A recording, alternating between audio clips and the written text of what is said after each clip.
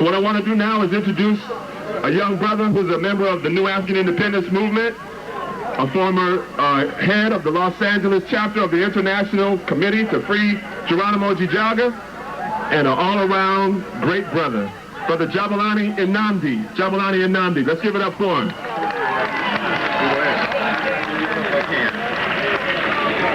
On behalf of the men, women, and children of the Malcolm X grassroots movement, the men, women, and children of the New African People's Organization, and the friends and relatives and the continued supporters of the New African Independence Movement, free the land, and free the land. As I would also like to add, welcome home, Brother Geronimo. Welcome home, Brother Geronimo.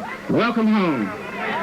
I'd like to thank KJLH in association with the Geronimo Pratt Committee and friends of Geronimo Pratt and bring about this event for us today. It definitely is forthcoming.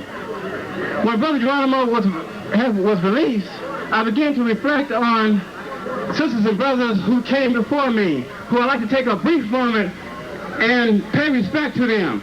I'm talking about our memorialized heroes such as our illustrious Queen Mother Audrey Moore, Enter Howard Shabaka, Sundiata, Kwesi Balagoon, Fred Hampton, George Jackson, and I may add our dear brother comrade Tupac Shakur, who is the godson of Brother Geronimo, who also was here several years ago and supported Geronimo and turned out one of his songs and so forth.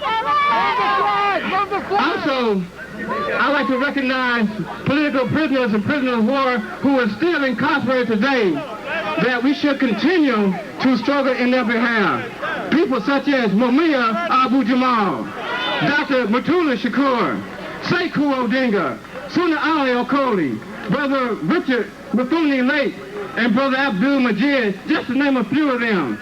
As well as Sister Asada Shakur and Yahanda Bildun, who are our political exiles. We got to create the climate and condition for those sisters to come back in this country without any type of legal persecution. This is what I challenge each and every one here today.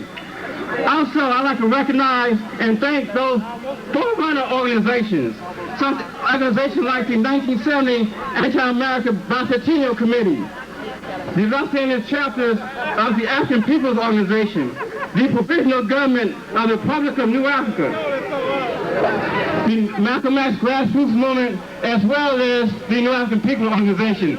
These are the grassroots organizations that here locally put on major events in support of Geronimo Pratt and other political prisoners and other atrocities that have been faced by our people. Also, I'd like to personally recognize certain families and individuals. This is roll call. We'd like to thank them for their lessons and their efforts. I'm talking about the families such as the Umoja families, the Tahimba families. Many of these people you probably know as well. The Ujamaa families, the Baktimba family, the Akinyele families, the Omaris, the Kijikajis, the Khalifs, the Pratt family, the Nicholas family, as well as Sister Indira and her family. These are the sisters and brothers who paved the way for me. So I'd like to thank you. Thank you for what you have instilled in me and all to give me the will and the strength to when the time was called to lead the efforts and coordinate the efforts of the LA campaign to free Geronimo Pratt, that I was able to stand up strong because of these sisters and brothers' example. And lastly, I like to thank people such as my daughter, who when I was organizing, and these mothers and some of these fathers who allowed us to organize on behalf of Geronimo Pratt, organize in behalf of human rights, organize in the efforts of ending genocide, organize in freeing political prisoners and prisoners of war, organize to end sexual oppression in our nation, organize around the efforts of reparation, organize around the issue of self-determination, where we should decide that if we want to make America beautiful and equal, we have that choice. if we want to go back to Alpha, we have that choice. As well, if we want to solidify the Republican New Alpha in a black belt South, that's our choice. So I'd like to thank those individuals, and I'd like to also put forth a challenge for many of you that the struggle is not over. We got many political prisoners who sit incarcerated that Brother Geronimo has always addressed. That I challenge each and one of you that it's your turn to pick up the baton. It's your turn to run the next mile. It's your turn because we are obligated to do that because of the examples of Brother Geronimo, the examples of Sister Waters as well, who is before us now. So I greet you as I left you in the battle cry of the New African Independence Movement of free the land, free the land, free the land.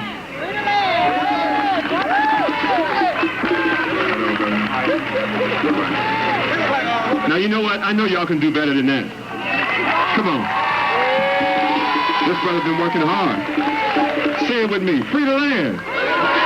Free the land. Free the land. All right. All right. Now, we're going to have some music.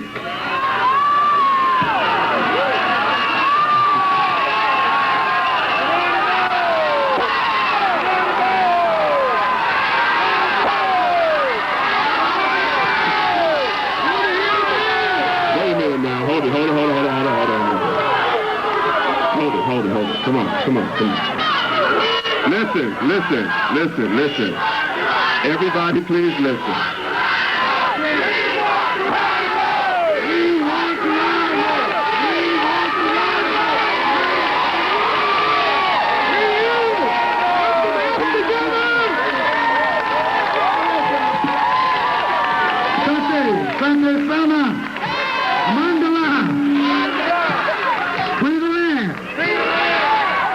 Revolution, freedom, uhuru, sasa, uhuru, sasa, uhuru, sasa. Right on. That means freedom now.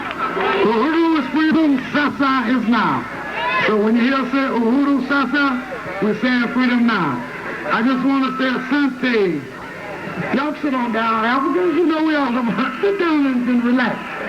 You know. Y'all sit down. Be cool. These soldiers here. You know, we all soldiers. But this is reminiscent of the old days when we would gather down in South Park, down in Nickerson, you're everywhere, and come together as a United Nation to fight against our problems. But before, hey, sit there saying, sit down. That's right. Sit down. Well, we Africans, we can do anything. And we're going to do this. But, hey, y'all sit down so we can get a little quiet, so I can give props to our beautiful sister, Maxine Waters. I would have you tell me she fights. She's the only one that revealed and fight with them people up there in Congress. And I want to give props to our beautiful queens in struggle. And, of course, to my family, Ashaki, Shona, Hiroji, Lil Ashaki, back there. And, of course, to y'all, my extended family, who sustained me throughout these years and support.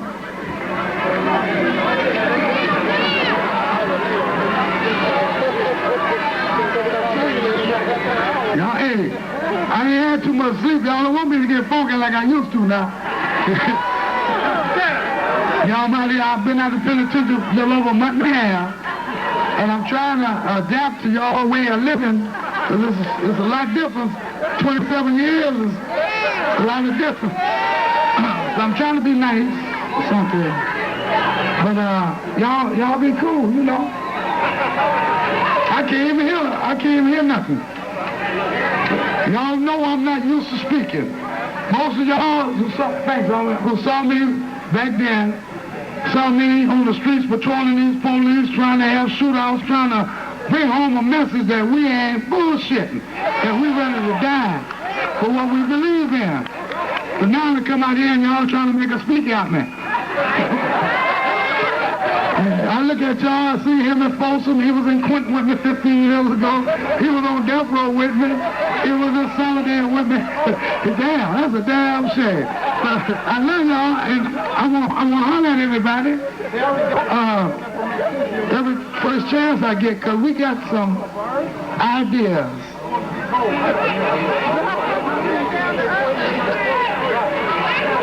And hey, what's happening in Africa? I love you. That's right. We used to feed children, and she used to help us back in the day. A lot of y'all see used to feed the kids in the morning, and I see a lot of those soldiers out here with gray hair and stuff who used to patrol the police at night. When we patrol the police at night, in the morning, we were there feeding those children. See, that's something that's very important to understand, that our struggle was always based on love. And that was made us so strong, because that's the strongest force there is.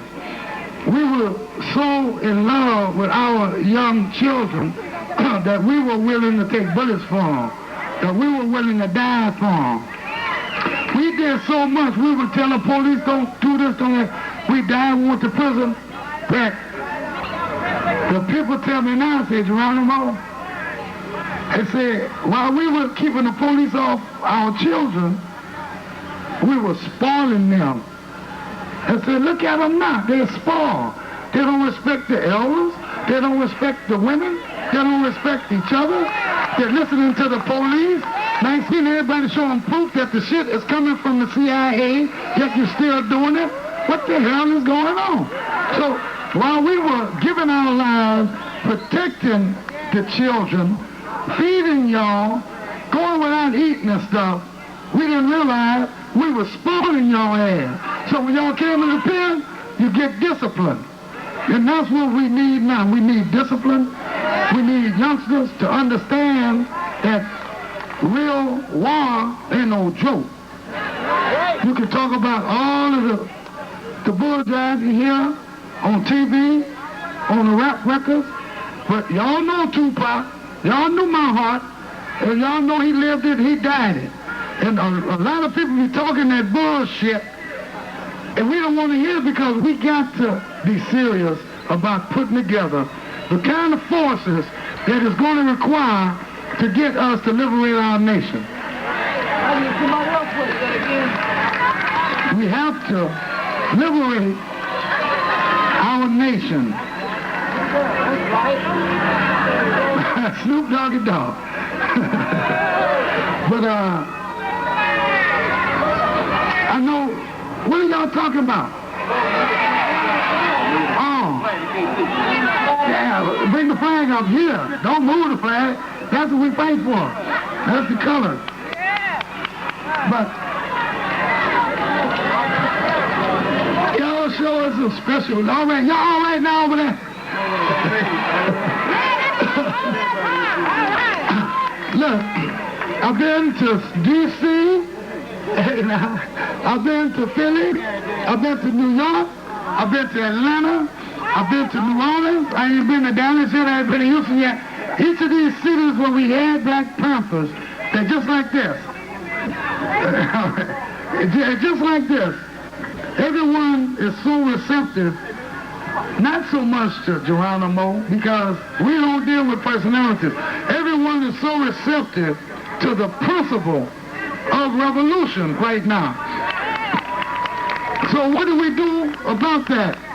We have certain formulas that's been thought about for years in those prisons and out here on the streets with brothers who continue to struggle, like Kamal, Jabalani, the Malcolm X grassroots movement, the Nation of Islam, all of the groups that's been for real in putting and carrying on what we started. I can't salute you enough because I know the pressures that's being unleashed upon you. In warfare, you have to know your enemy. You can talk all you want, but until you understand who your enemy is, you're going to be killing the wrong person. So when you understand that if this guy sticks a dog on you, a killer dog, a group of dogs on you, you're going to try to defend yourself, but you don't turn around the rest of your life hating those dogs and I'm going to kill those dogs, and your whole life is consumed as killing those poor dogs that was only doing what they were told. You have to know who your enemy is. Your enemy, they're not the dogs. The enemy is the pigs. The pigs sent the dog. See what I'm saying? You take the dog and you put him in your kennel. You give him some meat, and you turn him and you put him over there, and you get at the pig. You get at the real enemy. It's not easy to know who your real enemy is when you are involved in a psychological war. In psychological war, everything is a lie. It is based on deception. You have various forms of war. We conducted armed struggle down these streets. Walter Two-Head Pope, Little John Clark, Red, Sandy Red. I can name a lot of brothers and sisters who lost their lives conducting armed struggle. You remember with the guns, conventional struggle. We've conducted conventional struggle. We've conducted defensive struggle.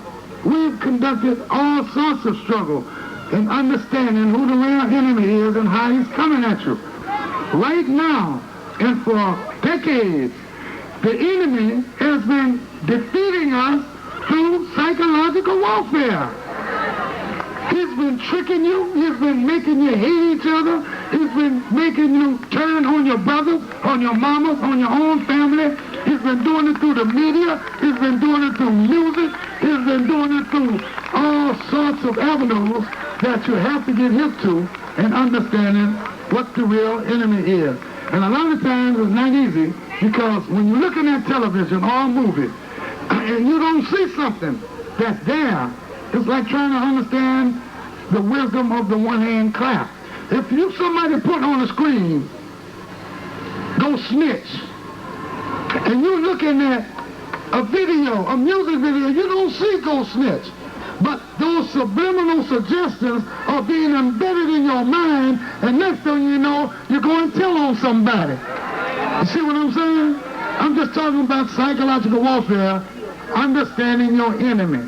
You have to know who your real enemy is and have to understand how to defend yourself against that enemy. Lies, deception, gossip, rumor mongering, slander, all this you see, and I know you participated in it every day, is being generated the same place where crack is generated, right in Langley, Virginia. They come at you with the crack, and you know that's chemical warfare. That's not particularly psychological warfare. That's chemical warfare. They come at you with the AIDS, that's biological warfare. So you have to understand the various forms of warfare by first understanding your enemy, who could stoop that low. They talk about Saddam Hussein. They've been practicing chemical and biological warfare against our people for decades. Look what happened in Tuskegee. Look what happened in Frisco in the early 60s. And we know this, but our youngsters don't know this. People of my generation know this, but our youngsters don't know this. We're not passing it on to them. Well, you're saying, well, they don't want to listen. All they want is what y'all call a 40 ounce. And all they want is 40 ounces and listen in the rap. They will listen. They will listen. They do want to listen. They do want to learn. We have to take time. If we have to take extreme measures sometime, we got to get across to them, because that's the future. And that's who they're targeting. They're targeting our young soldier class. You see what I'm saying? I've been studying the war for years. That's why they hate me. I have yet to talk to any FBI agent in my 27 years until this day. And Omar, you see all these brothers who maintain the Panthers right here. Roland Freeman, Omar Holmes, Come on. Wait, Long John Washington, Paul Cross. People that you never hear of, Daddy-O. We used to call Daddy-O back in the day. His name was Damuna. Everyone, Mubarak. It used to be Tony Quisenberry. All around here. Ojenki, all around here, these brothers patrol the police. Geronimo did not start the Panthers in Los Angeles. I'm from the South. Bunchy Carter started the Black Panthers in Los Angeles. Geronimo was not the longest held political prisoner from the Panthers. Romaine Chip Fitzgerald, who is still in prison, is the longest held political prisoner in those prisons. I did not start a whole lot of stuff in Los Angeles. I came here to help educate and to teach military tactics to the Los Angeles Panthers, to the San Francisco Panthers, to the New York Panthers, to the Chicago Panthers, all throughout the South, where I'm from, New Orleans, Dallas, Houston, Atlanta, Birmingham, Memphis, and I got to go back to all them places because they said, boy, you better come back because you're our homeboy. Just like I'm a homeboy here. But I don't want to take no credit from these brothers that fought and died before I came here. I was in Vietnam when they was getting killed over there, over Adams and Montclair and Adams when their Bible got killed out there. I was in Vietnam fighting another battle. So I don't want people to misunderstand how processes start. And at the same time, I wear the lion, the symbol. I tell people, I told them in New York, that me and Pennywise helped put the Panthers together in New York. I told them I want to talk to all the Panthers after we talk. Then all the Panthers, after I gave my little spiel, went in a room and we had a whole get-down Panther meeting because they were bull jiving. Down in the city, I see unity here. There, and I told them, wherever I go, I'm going to tell them, the Black Panthers in New York ain't shit. I'm going to tell them. And I want y'all to get mad at me, because they know me, right? The brother them called me the other day and said, gee, okay, there's some beautiful brothers, but they were letting a rumor divide them. And it interferes with certain things. Here it is, I've done 27 years, it's 1997, and they still allowing COINTELPRO type shit to do this. Then I said, I want to see you after the meeting. And went through some blows, like we used to do. But now we understand better. You see, we cannot let this happen. We have to set the example. We learn from our mistakes. COINTELPRO wasn't no joke. They killed brothers. Putting us in prison ain't nothing. They took lives. They took Bunch's life. They took John's life. They took Two Ray's life. They took Ray's life. They took Will Savage's life.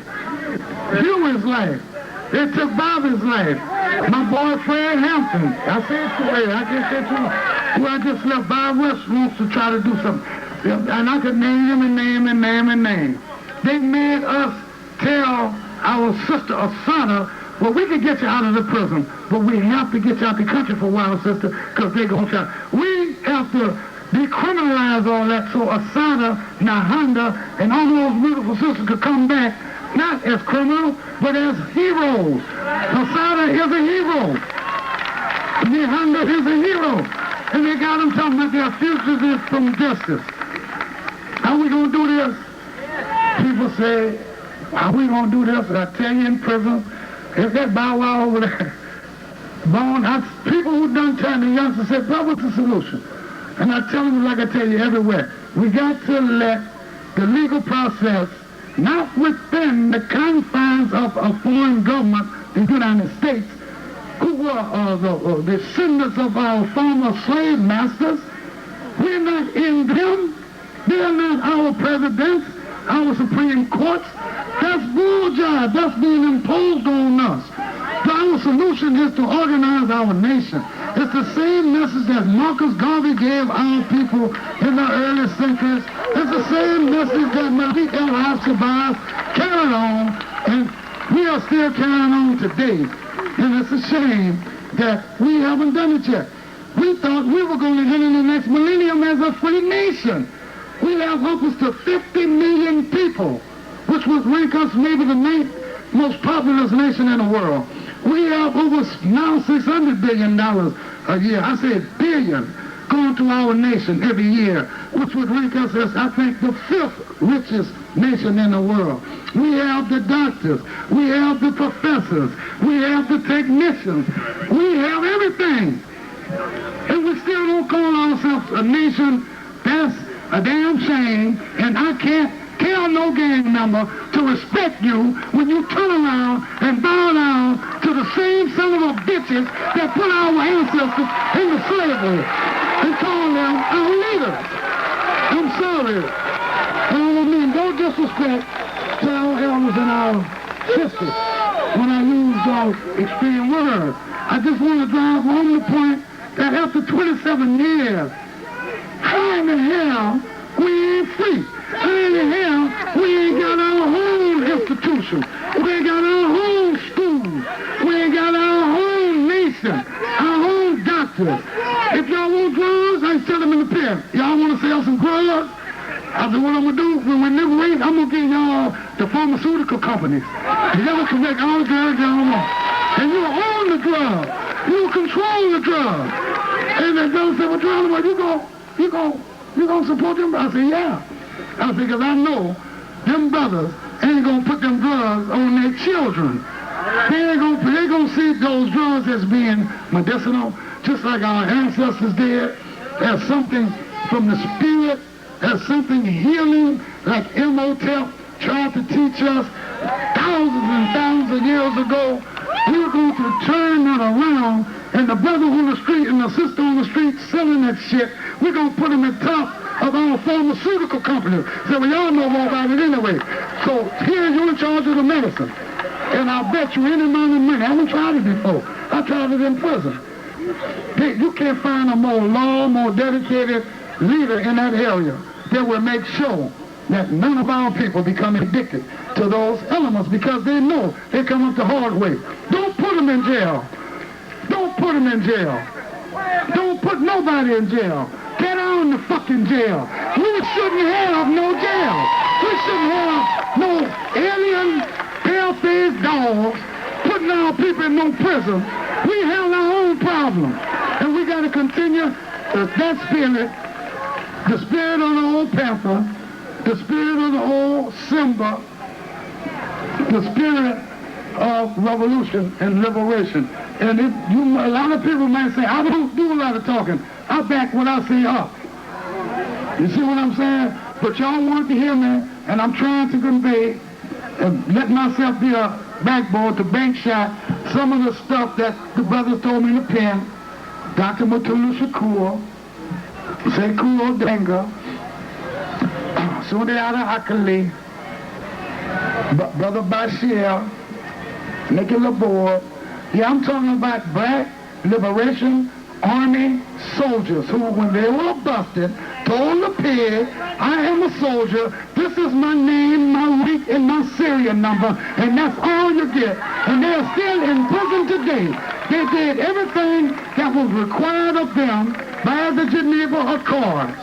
They said, if you are arrested in a prison or during the course of an insurrection, then you have a right, as in any war, to state your name, rank, and serial number, and you will be treated as a prisoner of that war. The United States do not recognize us as prisoners of war. We have to make them, because that's the reality.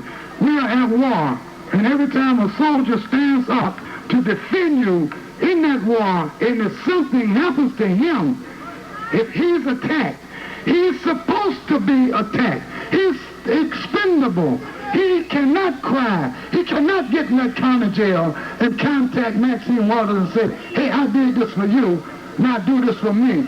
He is not a soldier if he does that. He cannot contact the Nation of Islam and say, hey, I fought for you, now you got to defend me. That ain't the kind of soldier that we have. We die for our people. We go to prison for 27 years for our people and don't come out and ask for nothing. Because our dedication is for liberation. It's for the liberation of our people. And it's not for us being treated well in those prisons. That's a struggle. And I tell them all in there, I'm not going to tell them to make it comfortable for you in here. They know me. All y'all done time with me. They know I never accepted a cellie. They come to me and say, you going to put a cell in here? I said, no, you're not. I'm not going to fight my cellie. I'm fighting you. That's why I have so many assaults in prison. Because I would not stoop to the level of them cramming me in a little space like they did our ancestors on those slave ships when they brought us over here. And I tell them brothers in prison, don't accept double selling.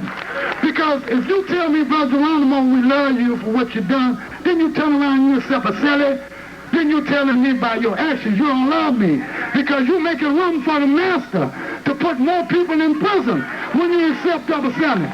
If you fight for single selling at this point, then they won't have no space. They ain't got enough space now with double selling. And by law, a dog in a dog pound gets more room than a person in those cells. And all it requires, tell your brothers and the sisters in prison, just complain a little bit. Just refuse one time to leave the mess hall. Just act up a little bit and base it on the fact that it's inhumane to put two human beings in a space this small, and then we'll win that issue. Because by all laws, from international to even these old fascist laws, they say that you have a right to have that space.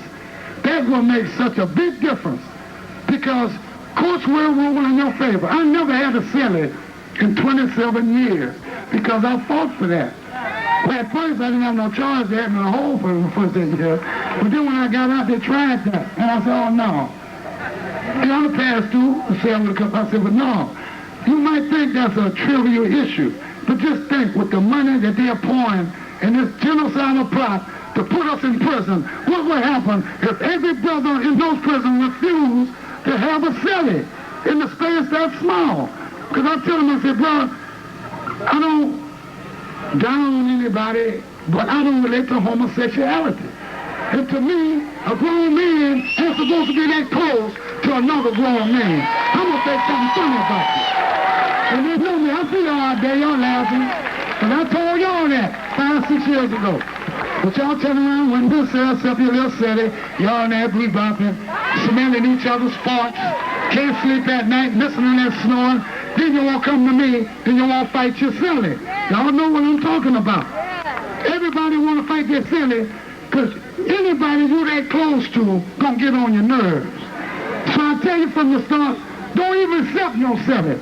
You tell him, you won't put him in there, put him in your cell, guard. If you want to make something about it, shoot me. Kill me. I'm going to fight you. You got to have guts. If you die, so what? You can't die for a better cause.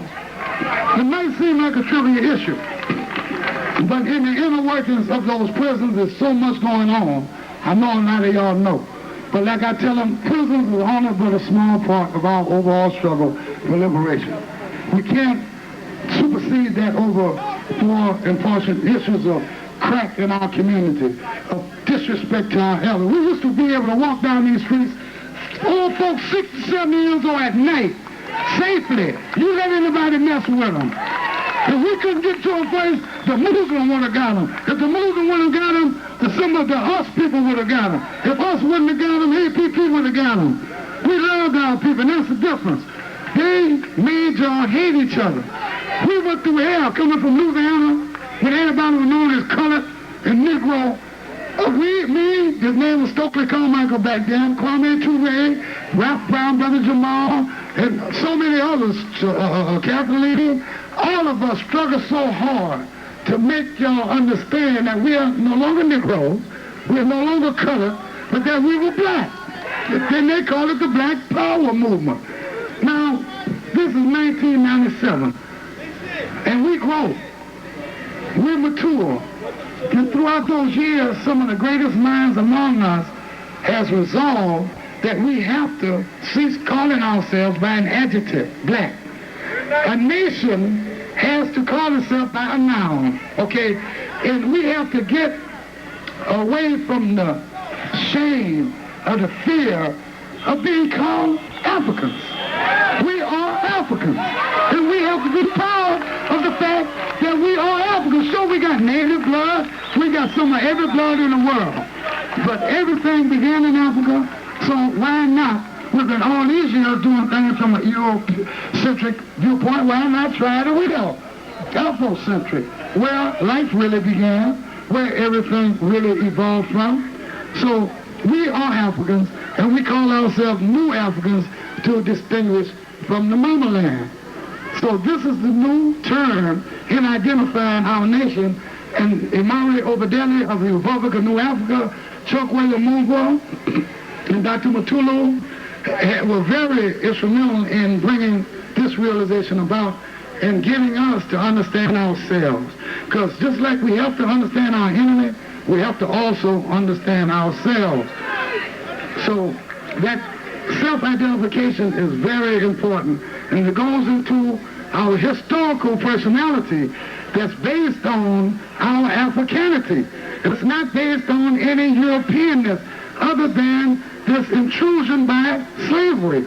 And when you carry on the legacy of slave masters, you're doing our movement a great disservice. When you carry on the legacy of a dog who's raped your grandmama, and you got this child like little baby Shaggy back here, and you say you love your child, and you turn around and you give that child the name of this dog who done raped your grandmama, I can't understand that. You're giving that child an evil spirit.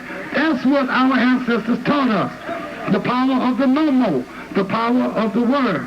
So don't give those children those names of the Watani, of the devils, because you're cursing those children. And when they grow up, their first name may be Jamal, but their last name may be Rothschild or somebody who participated in that. That ain't gonna work. Because when they grow up, they're gonna have that divided conscience again, and they're gonna end up where I was talking to Brother G. In penitentiary, or dead. They got that divided conscience, that social schizophrenia that you see so prevalent among us, because we are so scared to re-embrace our ancestry fully by changing both our names and giving that legacy to our children so they can carry it on, and not the legacy of our slave masters. That causes a lot of disrespect.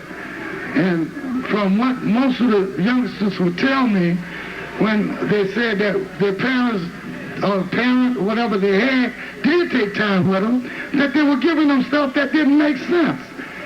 And so you older brothers and sisters, when I say take time with the youngsters, don't be like we used to say in the 60s, don't be educated fools from uneducated schools, because them youngsters gonna see through that. When you take time with them, you better give them the real. You better study yourself. You better come to these meetings. You better contact somebody and get the knowledge so you can pass it on properly. Like I just told you about the brief history of the Panthers here, that the transformation from the Slaughers, from the renegades, from the rebel rousers, from the bartenders, from the farmers. I don't hear nothing. The old farmers, old bartenders, rebel rousers. See, back then, these were the gangs that Bunchy and those had to deal with, and struggling to change this gangster mentality into a revolutionary mentality. And a lot we can't talk about. Like I told y'all in them corners, a lot of times, that we have learned that in the 60s, we ran our mouth a little bit too much about certain things. But you can rest assured, when we get in our little respective areas, that the word will be given to develop certain functions. So you can expect to see a change all throughout, not because I'm out of prison, but because it's a new trend, it's a new effort that's being won all throughout the country, that's liberating a lot of people, not only in prison, behind the walls, but in prisons on the other side of the walls. And the coming together is sincere, because we now know who we can trust, and we now know who we cannot. We now know a lot that we're going to use, we're going to implement, we're going to put to practice. And we can't do it without you. We understand ourselves as Y'all understand ourselves as us. We can't see each other as anything apart. I am, therefore we are. Therefore we are, I am. The old mind principles. We cannot see ourselves as being apart. The contradictions that people see with people who's in Congress or people who's in different organizations has to be understood. It has to be understood, and it's easy to understand as long as you don't allow old master to put his 2 cents in. Because once he put his 2 cents in, you're going to end up calling a beautiful sister some bad names. You see, don't listen. You take everything with a grain of salt. All this gossip, all these rumors, that's one of our greatest enemies. And Hitler started that. He didn't start it. It goes back way back to Sun Tzu. But during Hitler's time and Mussolini, they would send troops in civilian clothes to their enemy before they ever sent troops in uniform. And they would be in them old zoot suits. Back then they wore them old big old suits. And they would go into the population. And they would mingle among the population. They would spread rumors among that population. And they would tell that population that Malcolm X wasn't no good. They would tell them that the Honorable Elijah Muhammad did thus and so. And the next thing you know, they got us killing each other. It works. And among our people, I'm sorry to say, it works more frequently than not. We have to stop being so eager to hate each other. When we brought in the Black Power movement in the 60s, that was based on love. They said black was ugly, we said black was beautiful. They said this was African, they said this was yellow, we said that was African gold. We began to identify and define our own reality. They said that was a fig tree. We said, no, that's a plum tree. They said, no, that's not a car, that's a horse and a buggy. We said, no, that's a car. We begin to define things ourselves. And that's what we got to do. When we said black was no longer ugly, it was now beautiful. You wouldn't believe the pride and the dignity that swept all throughout our nation. That scared them more than anything. They haunted Kwame Ture, Stokely Carmichael at the time. They haunted Brother Carson and Badella and those because they knew that of all the guns, of all the breakfast programs, of all the rhetoric, that nothing hurt them more than black people loving each other. Black was beautiful. Black of the bear, the street of the Jew, all that. Now, I go to the pen, I leave the streets, black was still beautiful. I come back, black hate each other. That trips me out. We even allowed them to come and present that whole European image. And a lot of people think they use Michael Jackson, and I'm not talking against him, but I'm talking about that European features. If you don't look like the white woman, then you were ugly. If you don't look like the white man, then you were ugly. Those standards, we had gotten away from that in the 60s and made our black women the standards of beauty, our black men the standards of beauty, and we loved each other. Not people who look like Michael Jackson look, these European images look. And I'm not taking anything from anybody, but it's very important because I begin to see the youngsters coming up, starting putting that nuclear waste in their head, start denying their own culture. And I would ask them, why y'all doing that? And they're talking about, well, Michael, and the images, the princess. I'm in pen all this time.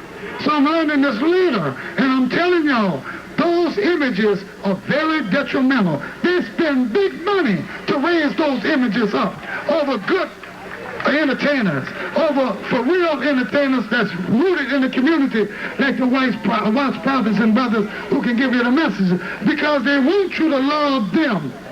They want you to pinch your nose and put that bull job in your hair, which kills you.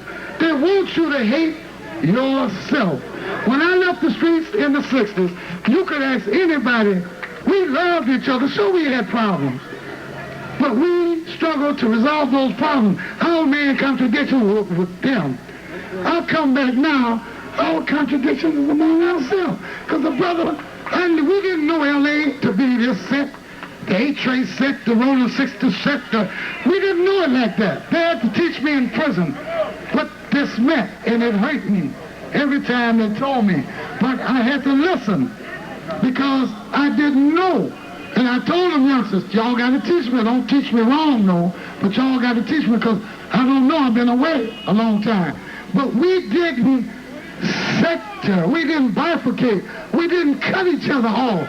Like if you from 41st and I'm from 43rd, or you from 92nd and B, then I'm this and I'm that. Bruh, is y'all crazy? But look, I understand. You can't do it like that. If you want to do it like that, then you forget anything. You just want to do like we say in prison, bend over and spray them. Because dude is going to do you without no grease. See what I'm saying? You're going to win it for you. But I know you all know that. So I hate to repeat them things because it sounds rhetorical. It sounds rhetorical because you done heard this so many times. So I'm about action. I'm about making it work. And I'm going to tell y'all right now, a lot of brothers said, bro, what you did in the 60s about the drugs in the community. We shot and we killed drug dealers. I'm sorry. And here's one of the man brothers, Brother Omar. I'm not copping to no crime because revolutionaries don't commit no crime when you're acting in service of the people. That's what the international law states, and we are proud of that. But listen to me. A lot of y'all know those old drugs, and you too young, those old dope dealers in the past, we first would go talk to them. And those old brothers, the most successful ones didn't use their product. Y'all know what I'm talking about. And they had clear heads. And they loved us because they know we wasn't trying to compete in no drug world where we going to get the sack and make more money. We would take the dope. It was around back then. We would flush it. But the ones that wouldn't adhere to the principles that we were trying to lay down, that the community had agreed to, they were smoked. I'm sorry. And that's the reality of it. You see? Now, I'm not saying we're going to come out here and smoke nobody, but I'm letting you know we here to live our life for the revolution and to die for the revolution. And I'll be damned if I'm going to die, I'm going to leave you selling crack to my kids. You're going first. I'm sorry.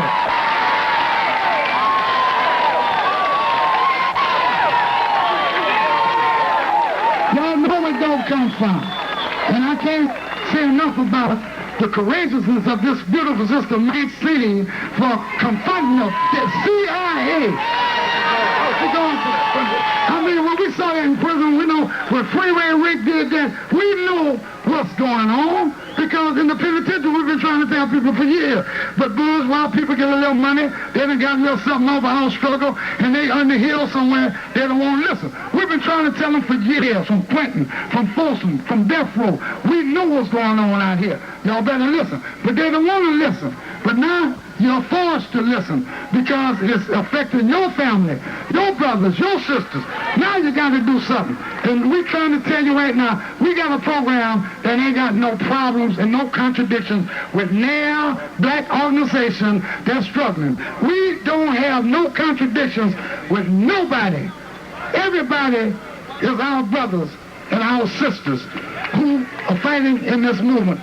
People who have contradictions come like we used to do before. We got to resolve them. And I know y'all don't like to hear that because of vendettas. And I understand vendettas. Once you spill the first blood, I want to get back. That's something we got to struggle with. And that's something that can be handled. It was handled before. So, what time is it? 4:13? Am I taking too long? All right. I wish I could take all of y'all to Harlem right now. Because there's a park in Harlem, Malcolm X Park. And my mind just flashed back there because it's a beautiful brother with an Annika named Brother Akil Al-Jundi, who was about to, look like he was about to die. We went to visit him in the hospital. A lot of you may recognize his name from Attica, the Attica uprising. Brother Akil was there, and he's always, when he got out of Attica, him, Big Black and all of them, always giving his all to his people. And right now, he's doing real bad because of diabetes, and it's eating him up. And There's so many brothers, Sister Somaya, that y'all remember the shootout down there on 41st and Central. She's the one that came out first after that 5.5-hour battle. I mean, and Sister has sickle cell anemia. Sister and Jerry, she suffers from advanced emphysema. Sister Beverly in Jamaica, Queens, she has sickle cell. We have casualties. Sister Taliba, we have casualties, just like in any war. We have war wounded. I have PTSD. We have so many problems that we have to deal with, but we're dealing with. I wanted to make this known because these sisters and brothers have sacrificed so much without asking for anything. And they were there getting shot, like Sister Tommy, getting tear gas, getting whipped, getting put in jail. And they were so strong, and they still are. They are mothers now, they are grandmothers. And I want those sisters to be respected, my brothers. Please don't disrespect them. Queen Mother Moore, who Kamal mentioned. I mean, you're talking about the epitome of matrilineal perfection, who had been fighting since the Marcus Garvey days, from the time of Noble Drew Ali and Father Divine and Danny Grace and Master Farad. This is the early part of the century when the great black men put their heads together, and Father Divine said, well, I'm going down this road. Daddy Grace said, I'm going down this road. Master Farad said, I'm going down this road. Noble Drew Ali said, I'm going down this road. And Marcus Garvey said, and everything was so beautiful, and you see the remnants of it today. That's the kind of spirit and unity we have to regain before we enter the 21st century. It's a shame if we enter the 21st century still calling Clinton and them white folks our leader. It's a damn shame. It's a shame to punch it. It's a shame to everyone who's given their lives for the liberation of our people. It's a shame to Marcus. It's a shame to Biden. You can go back to the 1800s. Study history.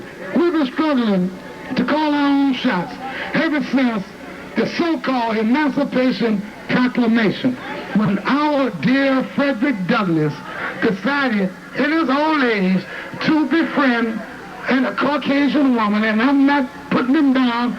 Don't call me a racist. I'm calling them like I see them. When Frederick Douglass befriended that Caucasian after his beautiful wife died, and then advised the newly freed slave to opt for assimilation as opposed to nationhood, we've been having problems ever since. And we have to be careful with our so-called leaders and watch them very closely, because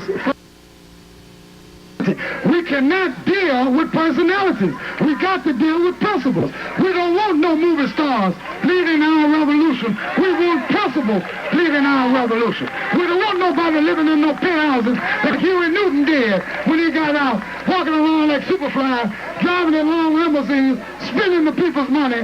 We want real people serious about revolution. We don't care about no capitalism. We care about freedom. And if you run into anybody trying to pimp the struggle, then that is that. That is that. The truth is in the practice. You see what I'm saying? You got people getting a lot of money off the revolution. You got people pimping the revolution. We got to stop that. We got to start directing the funds. Never, not once, did the Black Panther Party ever accept a dollar from the United States government as long as we existed. And they came with big money. They came with billions. All these programs y'all see, theater, family this and that. They came to us, they said, man, what y'all want? Dr. Seal tells this real good. Elder Scleaver do too.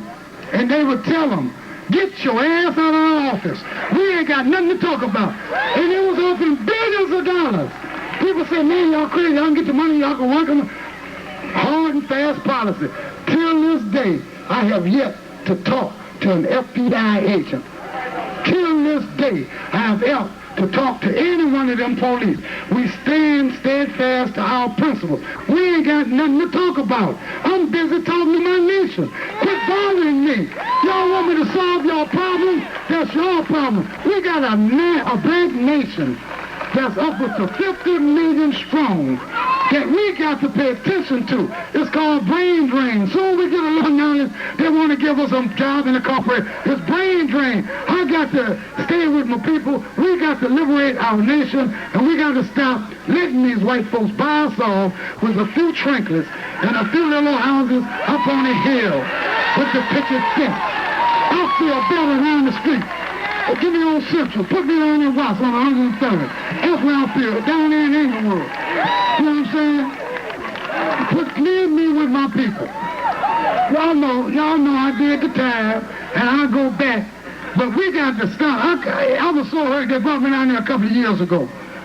We had one of the most beautiful centers, the most beautiful liberated areas in the country, right down there in Nicholson, Imperial Courts. How you think I felt when they brought me and put me in the jail right across from where we fought and died and ambushed them pigs? How you think I felt? I did not feel good. You were not supposed to let them put no jail there. And then you're talking about, yeah, we got our own jail. We shouldn't have no jail in our nation. We shouldn't let them people lock our children up. We gonna discipline our own children. We don't need them interfering with our family life. We got to be serious. Y'all just all clapping and shouting. Y'all know me. I want to see you on the streets putting the foot down to the metal. Even if you lose your life, I'm sorry. It's about living and dying. It ain't about no bull jive. It's about living and dying. I just left a whole lot of graves in them prisons. Before I went to prison, I left a lot of graves out here on the streets. Before I left them here, I left them in Vietnam. Before I left them in Vietnam, I left them down there in Mississippi and Alabama when they lynched Emmett Till.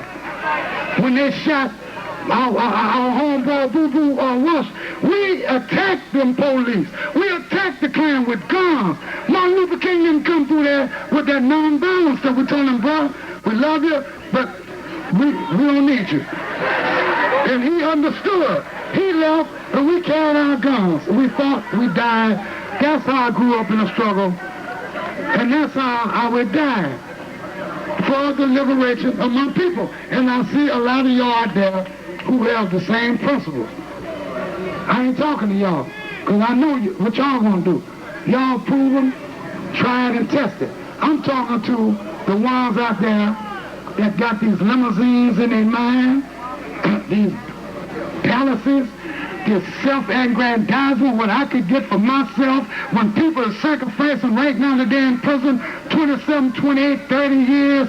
Brother Ernest still in there 30 years, and you out there telling me, what can I get for myself? When this brother came go to the canteen and buy himself a toothbrush or some toothpaste, and you out there talking about, I'm going to spend my money on some crack.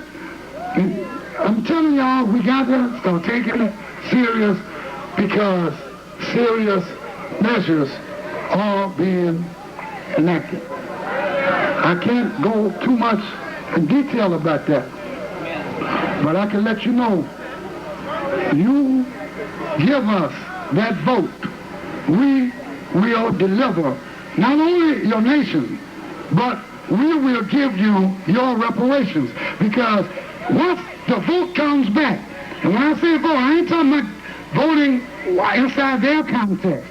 I'm talking about voting inside the international context, because I'm not participating in any election that these people have anything to do with, other than maybe sending Jimmy Carter to watch observer centers. We're not going to let them be involved at all when we poll our nation and ask y'all, do y'all want integration or do y'all want liberation? What is the answer? Liberation. When that vote comes back for liberation, it's showing integration, which has had, 30 years now? And everybody knows it don't work. You see, even the NAACP, they ain't admitting. I was back here, I said, damn, practice is the criteria of the truth. Now they coming to us for a solution. We don't say, don't come to us. We've been trying to tell you for years, you old Arkansas, we can't say that. That ain't the way. We have to accept them. We have to struggle with them. We got a nation to liberate. We can't get bogged down in no petty bullshit. We can't keep letting them trap us in these fractured trials and struggles. That's what's happening here in L.A. in certain places, in certain areas, and other parts of the nation, in Chicago and in New York. So, no more divide and conquer. No more shooting each other. That's right. Come on with some more. And like I say, all this is well and good. But you talking about drug wars, you talking about the money. I'm telling you, they'll buy you off if it's all about the money. And you come up to me and say, bro, I love you, but it's all about the money. Then what you are telling me is that this man can come and give you $50,000 to tell on me. Oh no, bro, it ain't no, bro. If it's all about the money, you're going to take that money. Oh, well, that's my philosophy. That's what you tell him. Bro, if it's all about the money, if I give you $50,000, $95,000, would you go tell him? And he going to say no, because he know nobody like no snitch. So then you tell him, well, it's not all about the money, bro. We understand certain economic measures have to be taken. We look at it in a national perspective. We ain't got time right now. We have to listen to y'all to deal with it on a step-by-step perspective on this level. But in prison, we're not on the street. So we had to study the international picture to see where our nation was internationally. And we found out that we stand to be the third, maybe the fourth most richest nation in the world, the ninth most populous nation in the world. All we got to do is do something that, and it's interesting, when you're talking about using their weapons against them, what have they been hollering about all these years? Democracy, democracy, democracy, right? So what we are doing under international law is only conducting a democratic survey that if anybody goes against, they will show themselves up. Because we understand if these sisters here would like to go and cast their opinion as individuals as to what they would like to see happen, then no one should interfere with that. Everyone should have a right to voice what they believe in. This, under international law, is called a plebiscite. Now, I know this might get kind of boring to y'all, but until you give us that vote, you're holding our forces in check. Our forces of liberation cannot act until we register the nation to vote. The next time they have a 1 million man march, get 1 million signatures. We take those signatures to the United Nations. We got Uganda now, who's strong in our corner. We got the newly liberated Congo, of course, and all the rest of the African nations in the OAU who are waiting for us to come and to conduct this referendum. Once it comes back, then the liberation forces can be unleashed to act. The United States are going to have to recognize it. If they don't recognize it, then the armed struggle will have to continue. And when it continues, you can rest assured it won't be nothing nice. Because we're mad. We've given them too much time to make it right. Once you give us the vote, the first thing we're going to do, we're going to say, this is our national treasury. Listen to me closely, because you have to make the decision. If you decide that Runoko Rashidi will be our national treasurer, and the vote comes back that he will be the national treasurer, then he forms our treasury. Once our treasury is formed, that's agreed upon through the vote by all strata of our people, from what they call the low to the high, the bourgeois to the non-bourgeois, the street people to the church people, agree that this is our national treasury, then the United States will have no reason not to let the flow of reparations come. And they got trillions on top of trillions that owe to us after 400 years of slavery. But this is the methodology that must take place before the troops can be unleashed. We have to go this route first. All throughout the history of our struggle, it's been taught that you exhaust those legal remedies because we are humanitarians first. And then the elders will give us the word if we have to unleash for the armed struggle. Now, during this period, we will be allowed to train our troops. So all of the brothers and sisters y'all worry about that's out here on dope, that's out here banging, that's not going to school, that y'all just wash your hands with, give them to us. Give them to us. Because we have things for them to do. Okay. And but we cannot do it until you take serious what I'm telling you about that vote. They call it the plebiscite because in international law, they do things like that. They use big old words. But you have to understand that that vote is what we need. I got 10,000 troops right here in Los Angeles. I got 50,000 in Chicago right now waiting. I got about 150 in New York that I can swear to you are waiting. You got about 100,000 in Miami right now waiting. And I could name on and on and on. I could give you this because the police know this. But until you act and give us the legal basis, we will give you your reparations. We will give you your nation. Because if they don't abide by international law, after the United Nations to rule on it, after the world court to rule on it, then I will personally lead the troops against our enemy. And I swear that before the whole world. And my old pastor said, they swear it too. That's right. And if you think that's illegal, then arrest me first.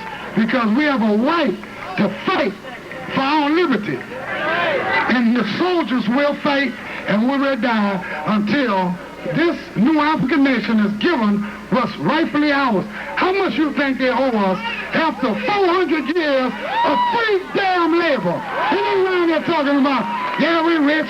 The Versace's got, what's them names? Open that boy with the flint kill finger. We're the richest nation in the world. We can do all. How in the hell you think they got rich? From our great-grandparents dying and spilling their blood. Slavery, they don't like you to talk about slavery. You know why? Because they still owe us.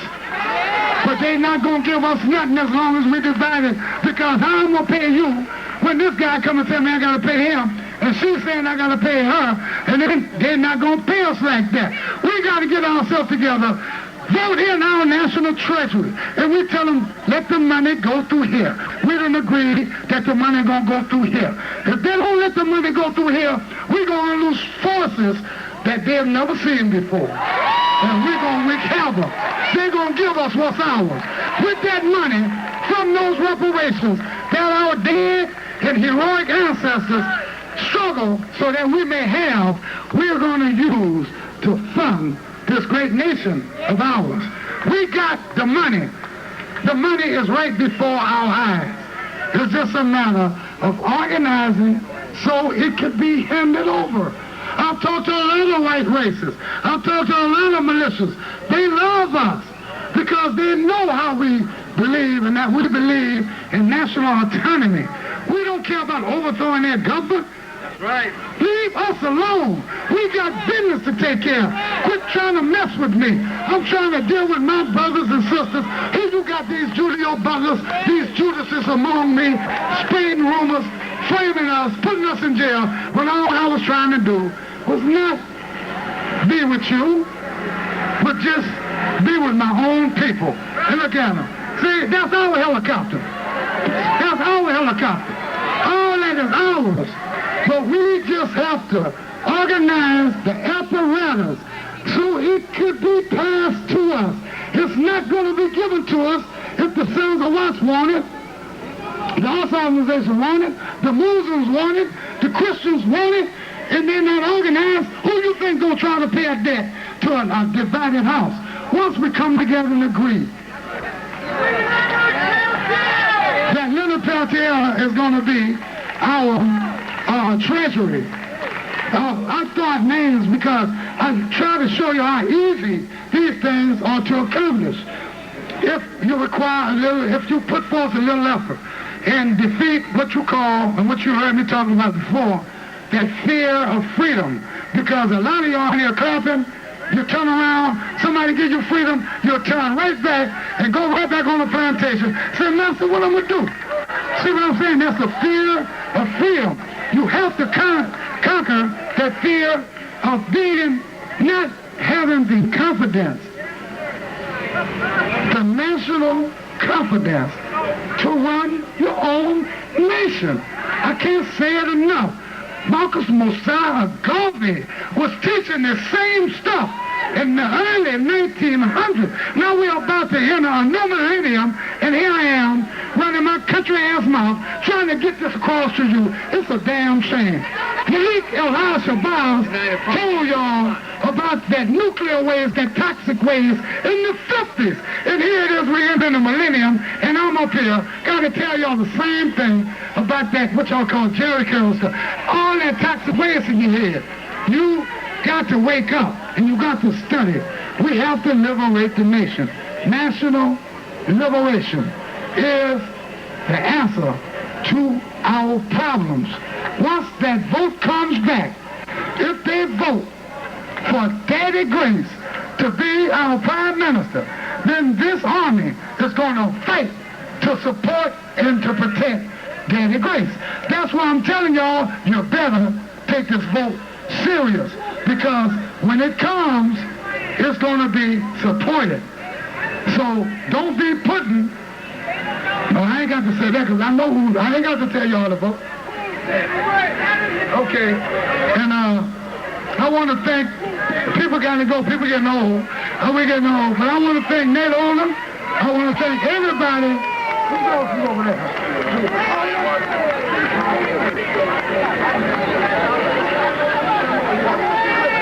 I want to thank Diane.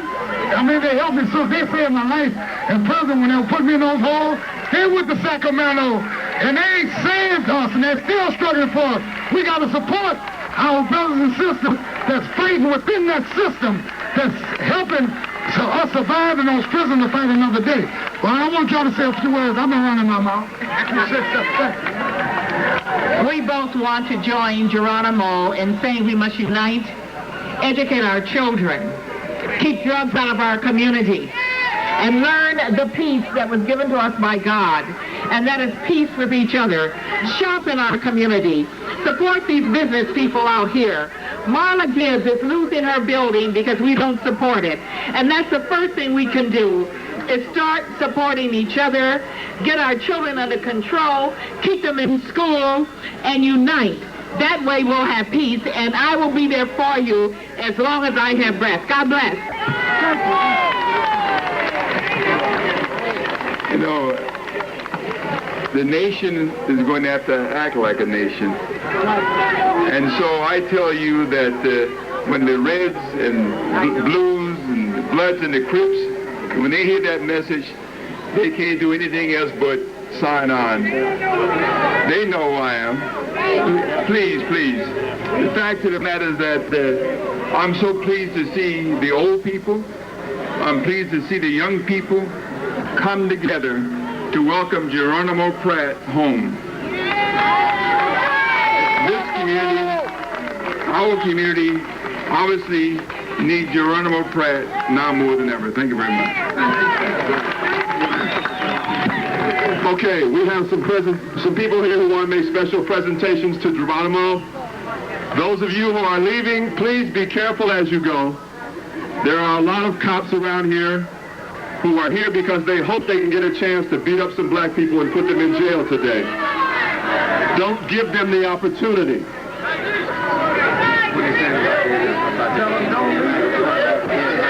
Okay, so now I want to introduce Brother Muhammad Mubarak, who will now handle this part of the program, and we have people who want to make special presentations to Geronimo. I just want to tell you guys to don't leave because we got some good music still ahead. And these brothers came out from the bottom of their heart to play for you on behalf of Geronimo. So don't diss these brothers. They're some good brothers and sisters. Okay? Right now I want to call out all of the Panthers from the old days to get up here on the stage if they can. We got a presentation to make to our brother. All the former Panthers.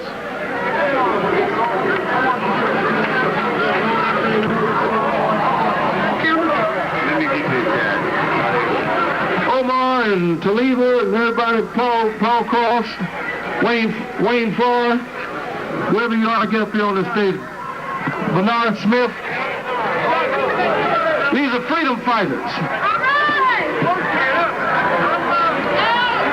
This sister standing next to me, she put her life on the line.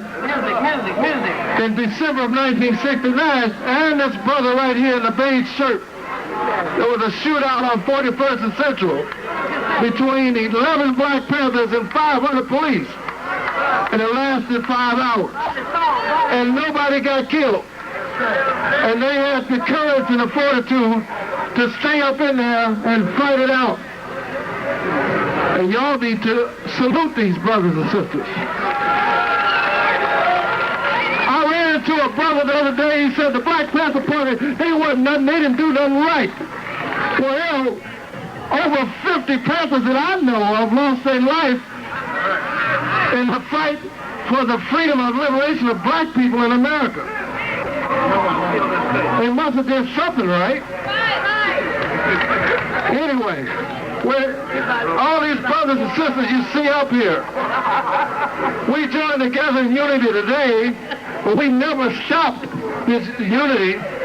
This is something that we want to show you that we continue this thing. This community that we live in will be a better community. We need to be under one flag and one banner of black unity. And don't be afraid to put your life on the line for what you believe in. This ain't no joke.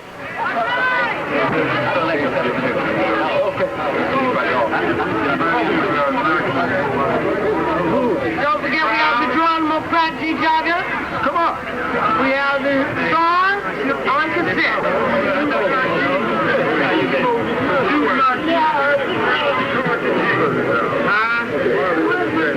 We're about to make some presentations. We need Geronimo up to front.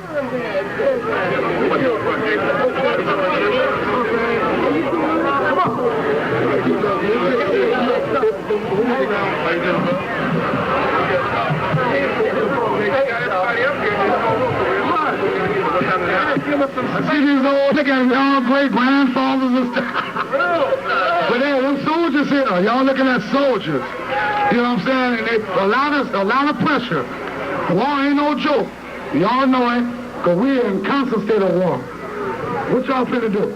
Hey, before we go, this woman right here had the courage to vote for, she was on my jury that sent me to prison. When she found out what the feds did, she went buck wild for years to making sure that this injustice will be rectified. Please give her a hand. Thank you. It's really a great day. Thanks for welcoming my daughters here, and it's just great to, I know you all dreamed just like I did for the day to hear Geronimo out here talking to the people. And it's just really, it's just a great day, again, as it continues to be.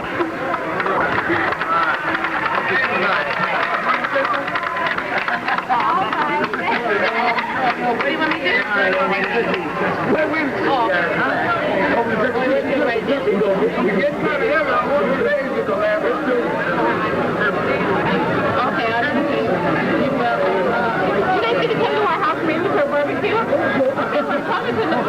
All right.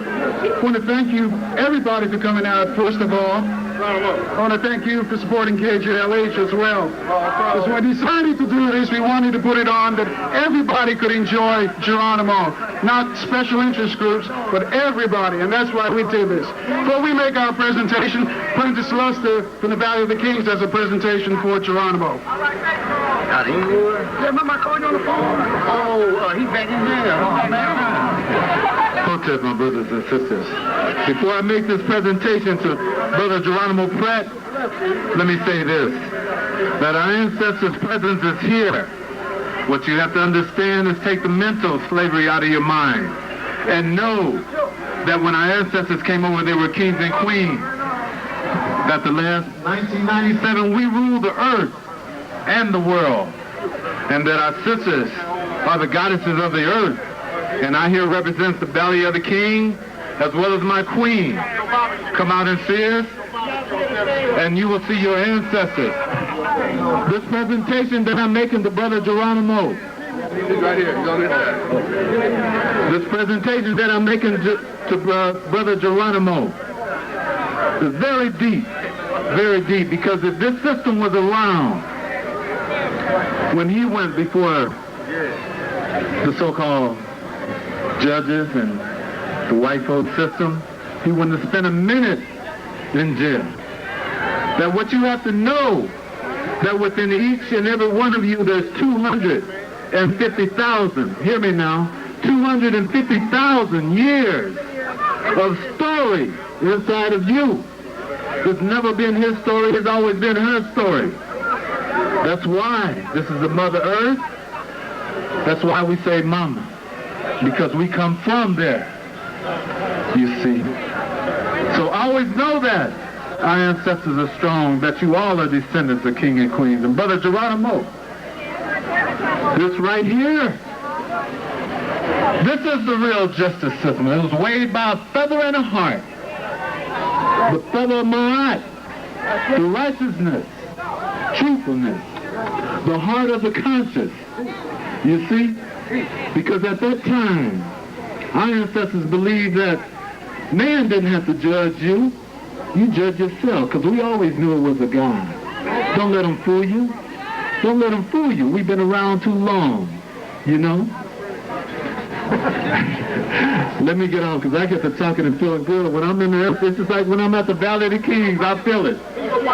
But right now, Brother Geronimo, this says in the back, presented to Geronimo G. Jaga. Nika, the judgment scene, the scales of my eye. And we present this to you, Brother Geronimo, and you got to come up and visit us, because you'll feel at home.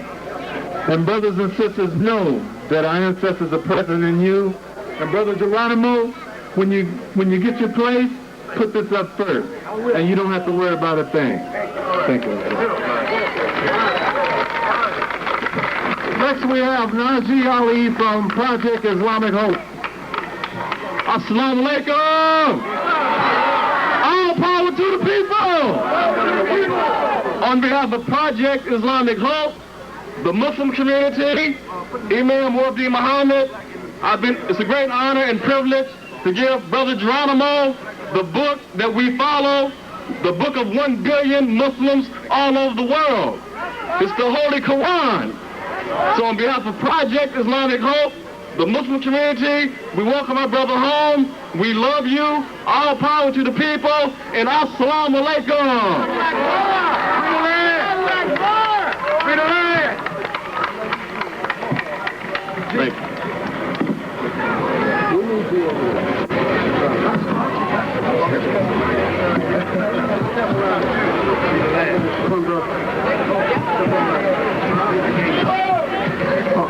Okay. On behalf of the staff, management of radio station KJLH, we'd like to present Geronimo along with the Friends of Geronimo. And I'm going to let Muhammad speak shortly. But in honor of your continued commitment to the struggle for the liberation of black people in America, presented by KJLH and the Friends of Geronimo, July 26, 1997. Thank you. Thank you. Before Muhammad speaks, I want you all to remember that when you leave, please leave peacefully. Leave in the spirit of the Million Man March. There are a lot of police officers here in uniform, undercover, waiting for something to start. But we heard what Geronimo said. Don't let them divide us. Don't let them agitate us. And let's leave peacefully. Muhammad. Assalamu alaikum. All power to the people. All power to black people. Free the land. Free the land. It gives me honor and the privilege to be standing up here to take part of this presentation with my brother, who I've been knowing since '69. But more importantly, I think this really should be a presentation to all of the former Panthers who fought side by side with the rest of us for your freedom, for our freedom. And I think you should salute them as you honor Geronimo. So give them a big round of applause, all of the former Panthers that are on stage. Because the fight is still on and the revolution lives. Thank you. Also, I want to thank Michael Davis from Yvonne Burke's office. They provided the stage, the sound, and the podium for us this afternoon, and we really want to thank them for that as well. So please give them a round of applause for us. Now I'm turning it back over to Kamal Hassan. Free the land. Free the land. Free the land. All right. We got action, right? A couple of things I want to say before we roll on. If you'd like to get one of the original T-shirts, we have them on sale behind the stage. It says on the back, "To fight injustice is the most honorable thing in the world." That's a quote from Geronimo Jaga. If you'd like to get one of these, they're on sale behind the stage. Also, if you want to get more information about building that black nation that Geronimo has been talking about, come out Monday night at 7 p.m. to the Malcolm X Grassroots Movement office, 2907 West Vernon Avenue, 7 o'clock. We're going to meet and talk about how we're going to go about building this black nation and celebrating Black August resistance this year. Our number is 213-294-3836. We see you 7 o'clock Monday night. Okay. All right, we're now going to hear from two sister Panthers. Where's Sister Taliba at? Sister Taliba here? No? Repeat the phone number. Phone number is 213-294-3836. Help us fight to liberate our black nation. All right, Sister Samaya. Yeah, I just wanted to give a word to all the people whose names have not been mentioned, for all the people who you may have think we have forgotten, or you may think you have forgotten. Let us keep in mind that they are in our work. They are in our striving and in our progress as a nation. And I want you to remind you to go to WLCAC and see the exhibit for injustice to Geronimo and the Thousands on 108th and Central. And remember that the original saga of Geronimo Jaga is on sale in cassette form. And we also have a tribute to Mumia Abu Jamal, a tribute to black soldiers fighting in just wars, and a tribute to people medicating on natural medicine and herbs.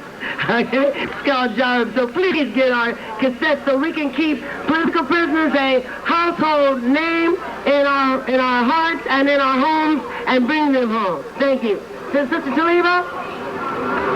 Power to the people. I'm glad to see everybody out here today, and I hope we will see you more and more throughout the year, throughout the coming years, and into the millennium. We all need to stick together, not only to come out for a homecoming for Brother Geronimo, but for problems that are affecting us in our community, in each one of your households. So I'm asking y'all, just for today, don't forget to remain black. All power to the people. And I hope I get to see more sisters, Sister Medusa, and more sisters get up here and teach, all right? So, because we didn't see no sisters hardly getting up here today. But we know you're here. We know you're here. All power to the people. Please, pick up the trash at your feet. We do not want to leave this park dirty. That is one of the stipulations for its use. Please pick it up. We want our community to look clean and proper. Please assist us in finishing up this program. Please pick up any trash that you may see at your feet. Thank you. I want to thank everybody for coming in the spirit of the 60s, in the spirit of all these brothers and sisters on the stage. I accept your love and support. But before I close, I want to give a special shout and a thanks to the Crimson Guard who came together to provide security like you're supposed to for the nation.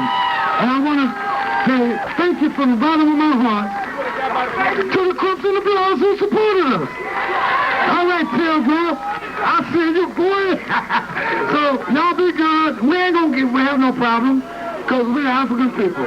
So thank everybody. I'm coming down to holler at y'all. So I'll be down in a minute. I love y'all. I gotta go. I just want to say one thing. Remember what you taught us? Dare to struggle, dare to win. Dare to struggle, dare to win. Dare to struggle, dare to win. Dare to struggle, dare to win.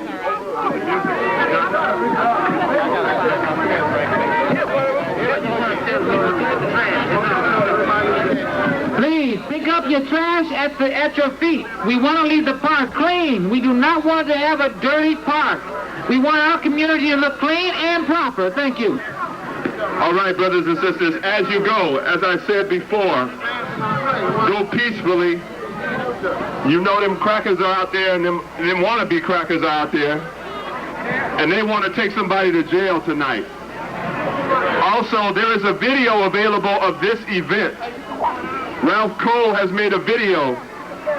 And if you call this number, he will send you the video and you will send him the money.